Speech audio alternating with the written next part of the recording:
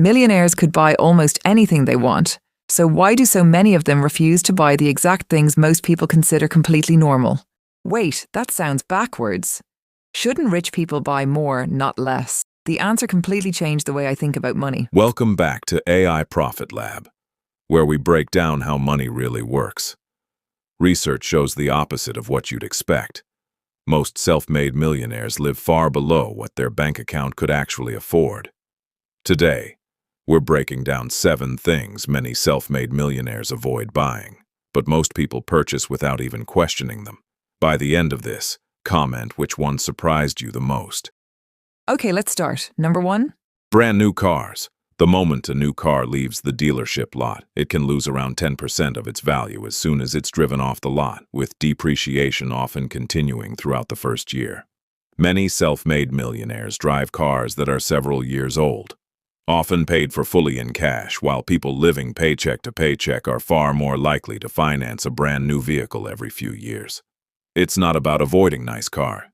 It's about buying them at the right time. So they're literally paying to watch money disappear. Exactly. And on a $60,000 car financed over 6 years, that's not just the car's dropping value, it's also thousands of dollars in interest on top of it.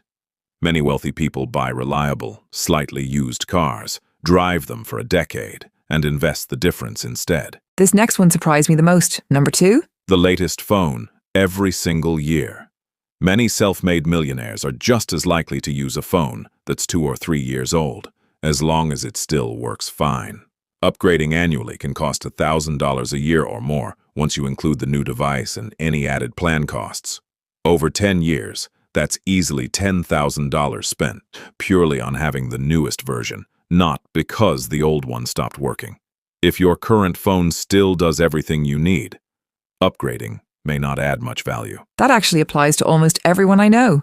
It applies to most people, honestly, because phone upgrades feel small in the moment, exactly like the coffee example we talked about before.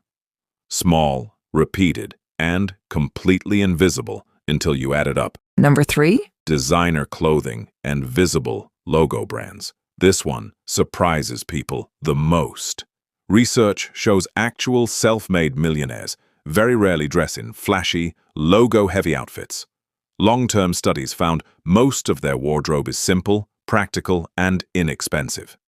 The people spending the most on visible designer logos are often trying to look wealthy, not actually building wealth. So looking rich and being rich are almost opposite things. Almost always opposite, actually. Someone earning a modest income who spends $300 on a single logo t-shirt is often further from wealth than someone earning the same income wearing plain clothes and investing that $300 instead. Number 4. Extended warranties. Stores push these hard because they're extremely profitable for the store, not for you. Consumer research has found that many extended warranties cost more than the average repairs they actually cover, because they're priced to be profitable for the companies selling them.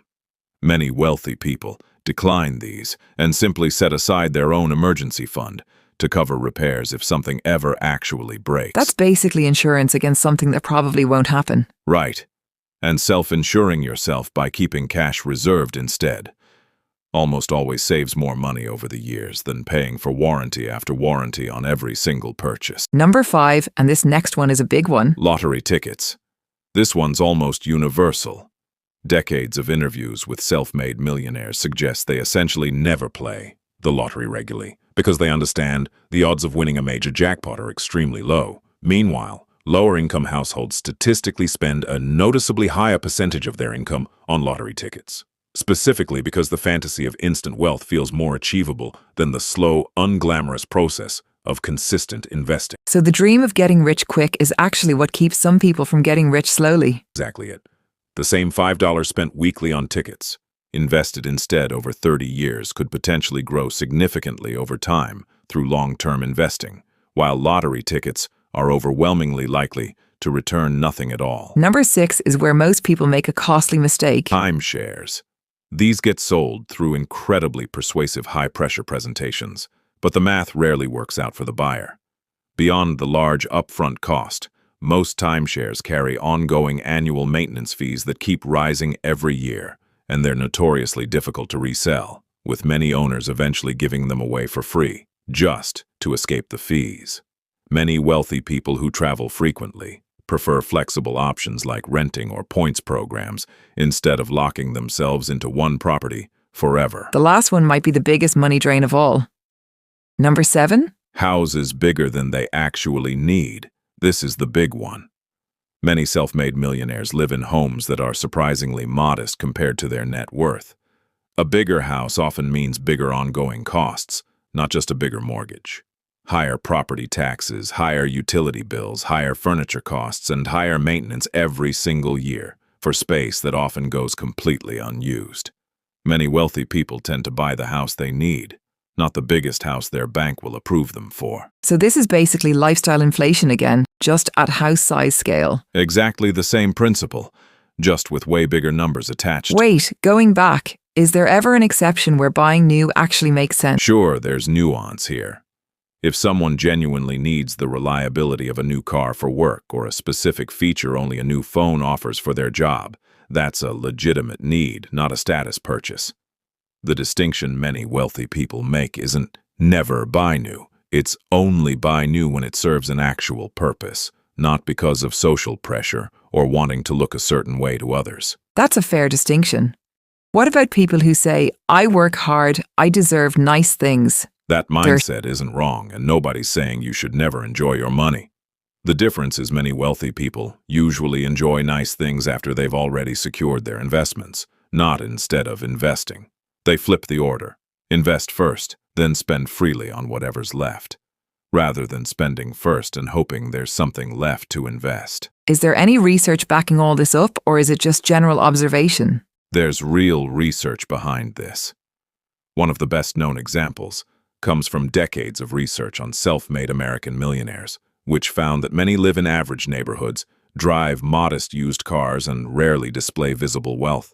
The popular image of a millionaire in a flashy sports car, wearing designer everything is actually the minority, not the majority, of real self-made wealth in America. So the actual millionaire next door probably looks completely ordinary. Completely ordinary, and that's exactly the point. Wealth that lasts is usually invisible because it's built by avoiding exactly the 7 things we just went through, not by displaying success outwardly for others to see. Okay, quick recap for everyone listening. What were the 7 things again? Brand new cars, yearly phone upgrades, designer logo clothing, extended warranties, lottery tickets, timeshares, and oversized houses. Every single one of these feels normal, even expected, in everyday American life, which is exactly why they quietly drain so much wealth from so many people without anyone noticing. If someone listening owns 3 or more of these habits, what should they actually do? Don't panic and don't feel guilty. That's not the point of this at all. Just pick the one that costs you the most money right now and make one conscious change this month. You don't need to fix all 7 at once. You just need to start with the biggest leak first. Which of these 7 habits surprised you the most? Comment below with the number. Wealth isn't about buying everything you can afford. It's about knowing what not to buy. See you in the next one.